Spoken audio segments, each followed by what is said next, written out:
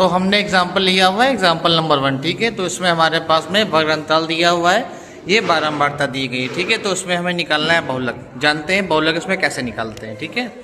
तो ये बारंबारता दी गई है, बारंबारता में सबसे बड़ी वैल्यू ढूंढनी है पहले। तो सबसे बड़ी वैल्यू मुझे दिख रही है 8, तो ऐड का सर्कल कर लीजिए। 8 जो हमारा होगा वो होता है F1। F1 के जस्ट ऊपर तुम्हारा क्या होता है बेटा, FO होता है। F1 के जस्ट नीचे हमारे पास क्या मिलता है, F2 निकलता है, ठीक है। ये 3 वैल्यू पहचाने तरीके से सुन लीजिए। बारंबारता टेबल में सबसे बड़ी वैल्यू हमारी होती है F1। F1 के जस्ट ऊपर क्या होता है, FO। F1 के जस्ट नीचे क्या होता है, F2 होता है, ठीक है। इतनी बात समझ गए होंगे।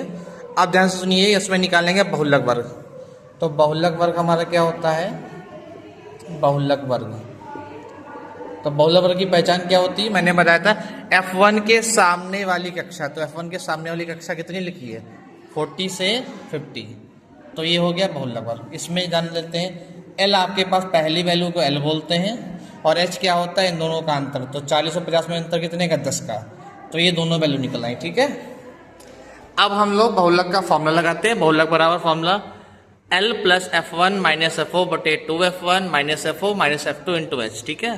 तो L की वैल्यू हमारे पास कितनी क्वेश्चन में गिवन है, 40 है, 40 रख लेंगे, प्लस F1 की वैल्यू क्वेश्चन में 8 है, 8 रखेंगे। FO की वैल्यू क्वेश्चन में है 7, 7 पुट करेंगे, अपॉन 2। F1 की वैल्यू फिर आपके पास 8 है, FO की वैल्यू 7 है, एंड F2 की वैल्यू हमारे पास क्वेश्चन में है 2 इंटू H। H हमारे पास है 10।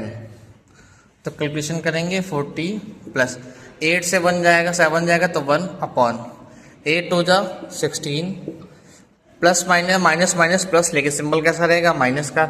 7 टू कितना हो जाएगा 9 इंटू 10,